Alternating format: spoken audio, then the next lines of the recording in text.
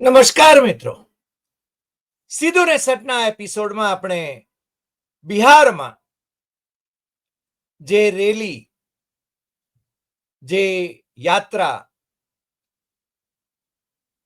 કોંગ્રેસના નેતા રાહુલ ગાંધી અને આરજેડીના નેતા તેજસ્વી યાદવ અને બીજા મહાગઠબંધનના નેતાઓના નેતૃત્વમાં નીકળી રહી છે એની તો વાત કરવાના જ છીએ, પરંતુ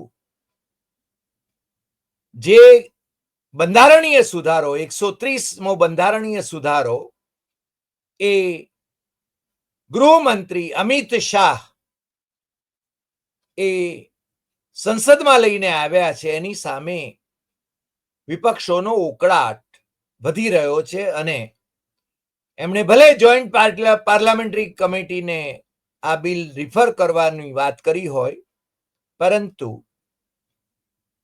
જોઈન્ટ પાર્લામેન્ટરી કમિટીમાં જોડાવા માટેનો સાફ ઇનકાર તૃણમૂલ કોંગ્રેસના અધ્યક્ષા અને પશ્ચિમ બંગાળના મુખ્યમંત્રી મમતા બેનર્જીએ કર્યો છે અને સાથે જ ઉત્તર પ્રદેશના પૂર્વ મુખ્યમંત્રી અને સમાજવાદી પાર્ટીના સુપ્રીમો અખિલેશ યાદવ એમણે પણ ઇનકાર કરી દીધો છે કે સમાજવાદી પાર્ટી જેપીસીમાં નહીં જોડાય. સાથે જ આમ આદમી પાર્ટીના સંજય સિંહે, મેમ્બર ઓફ પાર્લામેન્ટ છે, એમણે ભારતીય જનતા પાર્ટી અને ભ્રષ્ટાચાર એ સાથે જાય છે એવા આક્રમક નિવેદનની સાથે એમની પાર્ટી પણ આ જોઈન્ટ પાર્લામેન્ટરી કમિટીમાં નહીં જોડાય એવું જાહેર કર્યું છે. મહાગઠબંધન પોતે બિહારમાં અકબંધ હોવાનો આજે અરરિયામાં જે પ્રેસ કોન્ફરન્સ યોજાઈ અને પ્રેસ કોન્ફરન્સમાં કોંગ્રેસના પ્રવક્તા અને સૂત્રધાર, પત્રકાર પરિષદના સૂત્રધાર પવન ખેડાએ રાહુલ ગાંધી,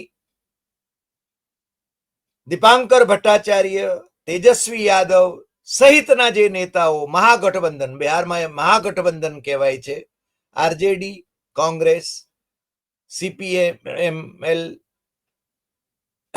અને બીજા ડાબેરી પક્ષોનું, એ એમની પ્રેસ કોન્ફરન્સમાં ચૂંટણી પંચને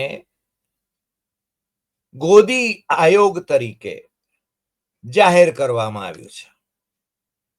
ચુનાવ આયોગ ગોદી આયોગ હૈ. તમને ખ્યાલ છે કે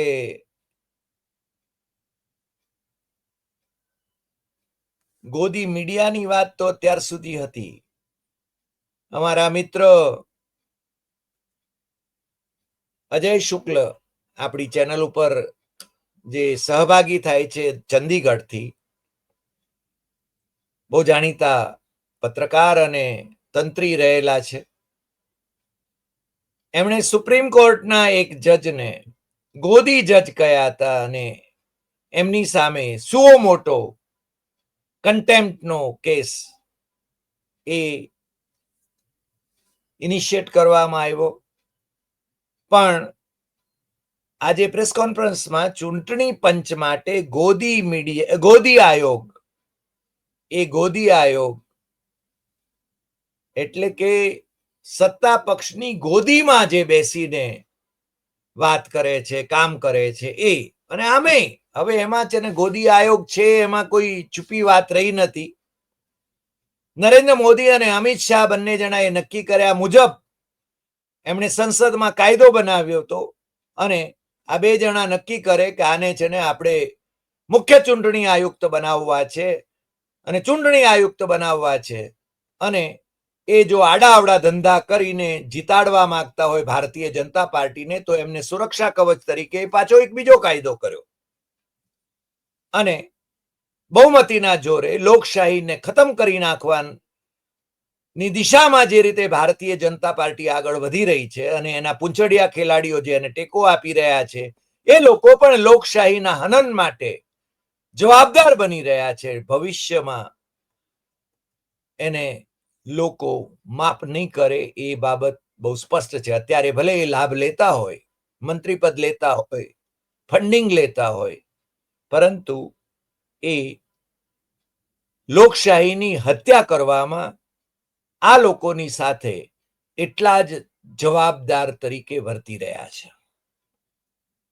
આજે પ્રેસ કોન્ફરન્સમાં આમ તો બહુ જ ટૂંકી પ્રેસ કોન્ફરન્સ હતી અને પવન ખેડાએ જેને જેને સવાલ કરવા માટે નામ પોકાર્યા એ બધા જ ગોદી મીડિયાના પ્રતિનિધિઓ હતા. એએનઆઈ, પીટીઆઈ, જાગરણ અને આઈએએનએસ. તમને ખ્યાલ હશે આઈએનએસ વિશે કદાચ બહુ ઓછાને ખબર હશે કે હવે એ અદાણી ના ઉદ્યોગ ગૃહનું અંગ છે. ભાસ્કર દૈનિક જાગરણ એ ગુપ્તજી જે ભારતીય જનતા પાર્ટીના સાંસદ હતા એમનું અખબાર છે. પીટીઆઈ એને જાજો કંઈ આડું અવડું કરવાનું નથી હોતું, પણ સૌથી પહેલો સવાલ તો એએનઆઈને કરવાનો કહેવામાં આવ્યો, અજીત જાન. અને એમનો સવાલ પણ ચૂંટણી આયોગની છબી એમ કે રાહુલ ગાંધી તમે ખરાબ કરી રહ્યા છો એની વાત પર એમણે સવાલ કર્યો હતો. અને રાહુલ ગાંધીએ વિગતે વાત કરી, મહાદેવપુરાનું ઉદાહરણ આપ્યું, 1 લાખ ફરજી વોટર્સની વાત કરી. રાહુલ ગાંધીની પાસેથી એફિડેવિટ માંગવામાં આવી, પરંતુ અનુરાગ ઠાકુરે ફરજી વોટર્સની વાત કરી પણ એમની પાસેથી કોઈ એફિડેવિટ અત્યાર સુધી માંગવામાં નથી આવી, એ વાત પણ એમણે કરી. દીપાંકર ભટ્ટાચાર્ય એમણે ચૂંટણી પંચ સુપ્રીમ કોર્ટને પણ મિસગાઈડ કરી રહ્યું છે એની વાત કરી. કારણ કે ચૂંટણી પંચની પોતાની જવાબદારી છે ને રાજકીય પક્ષોના જે પ્રતિનિધિ હોય છે, બીએલઓ, એ બૂથ લેવલ ઓફિસર્સ, એ માત્ર એમને સહયોગ કરે છે અને એ લોકો ને આમાં જવાબદાર ન ઠેરવી શકાય. ચૂંટણી પંચની પોતાની જવાબદારી છે કે જીવતા માણસોને મરેલા જાહેર કરે છે અને મરેલા માણસોને જીવતા જાહેર કરે છે. અને 65 લાખ કરતા પણ વધારે લોકોના વોટર્સ લિસ્ટમાંથી નામ કાઢી નાખ્યા છે. સુપ્રીમ કોર્ટમાં એને કબૂલાત આપી છે. નેરેટિવ એવો ઉભો કરવામાં આવી રહ્યો છે મોદી અને અમિત શાહ તરફથી કે ઘૂસણખોરોને એમના નામ જેને વોટર્સ લિસ્ટમાં ના આવે એટલા માટે આ એસઆઈઆર ની આખી એક્સરસાઇઝ કરવામાં આવી રહી છે. અરે ભાઈ, ઘૂસણખોરો તો તમે છે ને 11 વર્ષથી તમે સત્તામાં છો, સરહદો તમારી પાસે છે, તમારે રક્ષણ કરવાનું છે કે કોઈ ઘૂસણખોર ના આવે. કઈ રીતે આવી શકે ઘૂસણખોર? જે તમારી જવાબદારી છે એ જવાબદારી તમે વિપક્ષને માથે નાખવાની કોશિશ કરો, એને દોષનો ટોપલો વિપક્ષને માથે નાખવાની કોશિશ કરો અને તાળીઓ પડાવો તમારા ટેકેદારોને, તો મને લાગે છે કે એ ભૂંડું દેખાય છે. અને હવે લોકો સમજતા થયા છે. રાહુલ ગાંધીએ તો બહુ સ્પષ્ટપણે કહ્યું કે મારી આ 3જી યાત્રા છે. અને આજે તો રાહુલ અને તેજસ્વી અને એમની યાત્રામાં જોડાયેલા લોકો તો એ બાઇક રેલી કાઢી હતી અને એ કહે છે કે મારી અગાઉની જે 2 યાત્રાઓ હતી, એક પદયાત્રા કન્યાકુમારીથી કાશ્મીર અને બીજી મણિપુરથી મુંબઈ, અને આ 3જી છે. અને આ 3જીમાં એક જુદો જ પરિબળ મને જોવા મળ્યું કે નાના નાના બાળકો પણ મને કાનમાં આવીને કહી જાય છે, 6 વર્ષના બાળકો પણ કાનમાં આવીને કહી જાય છે, વોટ ચોર ગદ્દી છોડ, વોટ ચોર ગદ્દી છોડ. કે બિહારનું નાનું બાળક પણ હવે તો આ અંગે રાજકીય રીતે જાગૃત થઈ ગયું છે. અને કોઈ પણ ભોગે અમે જે રીતે ચૂંટણી પંચે મહારાષ્ટ્ર, હરિયાણા અને કર્ણાટકમાં જે ફરજી વોટર્સ એમણે દૂર ન કર્યા અને જે કામ કર્યું ભારતીય જનતા પાર્ટીને જીતાડવા માટે અથવા તો જે રીતે એ વર્ત્યા એ રીતે હવે બિહારમાં વોટ ચોરી નહીં થવા દઈએ. એમણે છે ને બહુ ખાતરીપૂર્વક કહ્યું કે અમે છે ને બિહારમાં इलेक्शन चोरी नहीं होने देंगे, नहीं करने देंगे. એણે બહુ સ્પષ્ટપણે આ વાત કરી. એક આમ હળવી ક્ષણ જેવી વાત તો તેજસ્વી યાદવને પૂછવામાં આવેલા એક સવાલમાં હતી અને એ પીટીઆઈના સન્નીએ પૂછ્યો તો એ સવાલ કે ચિરાગ પાસવાન કહે છે કે તેજસ્વી યાદવ તો કોંગ્રેસના અથવા રાહુલ ગાંધીના એ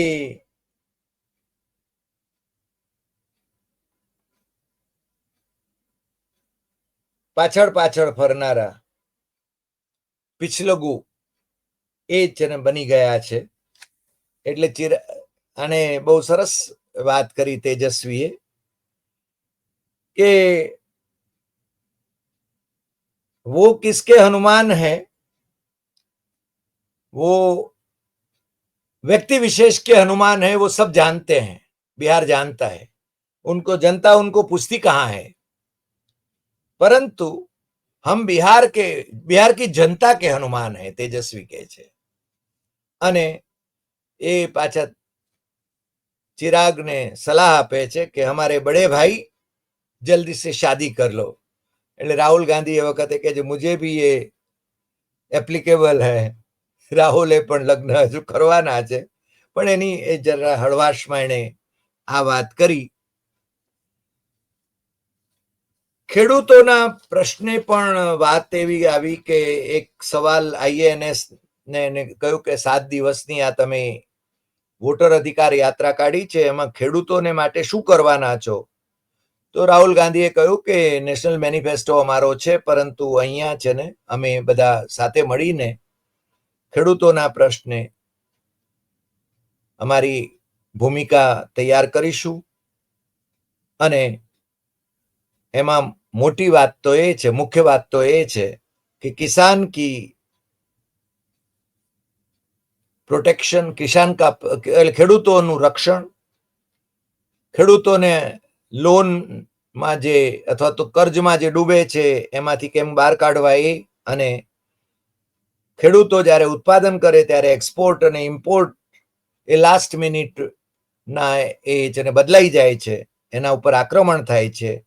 એ બાબતની ગંભીરતાને લઈને અમે બિહારના ખેડૂતોની ના હિતમાં જે કંઈ નિર્ણય કરવાનો હશે, જે અમારી ભૂમિકા હશે એ અમે જરૂર કરીશું. એક બહુ મહત્વનો સવાલ આવ્યો કે તેજસ્વી યાદવે તો રાહુલ ગાંધીને પ્રાઇમ મિનિસ્ટર બનાવવાની વાત કરી છે પણ રાહુલજી તમારા તરફથી, તમારી પાર્ટી તરફથી તેજસ્વી યાદવને સીએમ બનાવવાની વાત એ કહેવાતી નથી. એટલે એ કહે છે કે અમારી વચ્ચે બહુ સરસ કોઓર્ડિનેશન છે.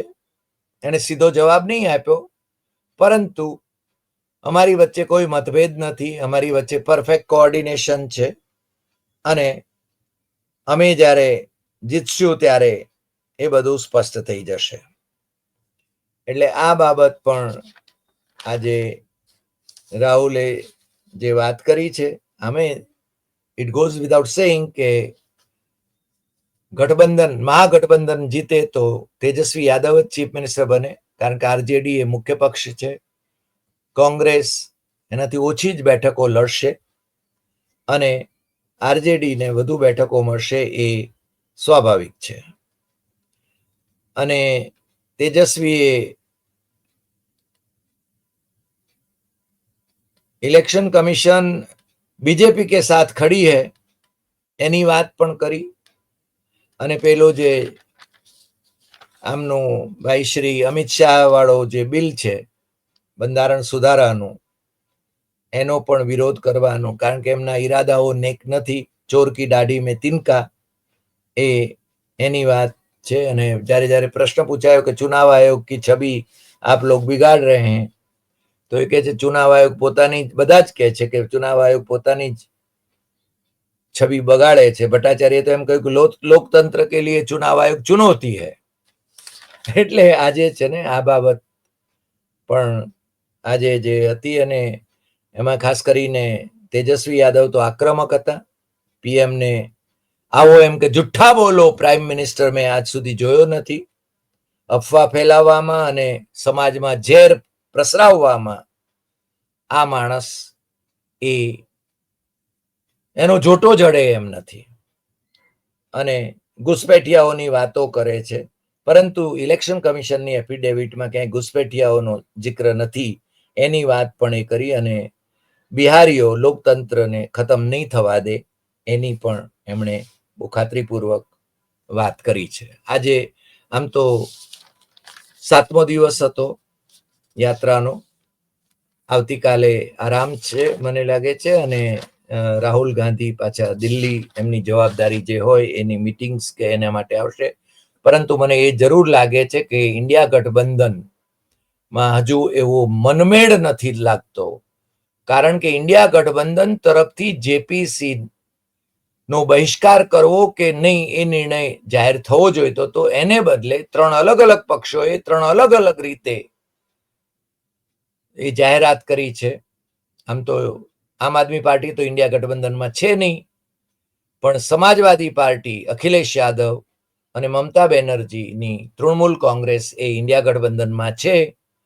પણ એમણે એ જે રીતે જાહેરાત કરી કે જેપીસીમાં અમે નહીં જોડાઈએ, એ જાહેરાત જો ઇન્ડિયા ગઠબંધન વતી એક જ મંચ ઉપરથી આ વાત થઈ હોત તો કદાચ એનો પ્રભાવ વધારે પડત એવું આપણને સ્વાભાવિક રીતે લાગે.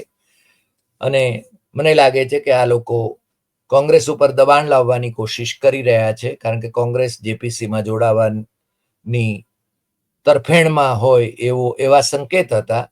પરંતુ હવે આ તૃણમૂલ કોંગ્રેસ અને અખિલેશ યાદવ એટલે મમતા દીદી એના વતી ડેરેક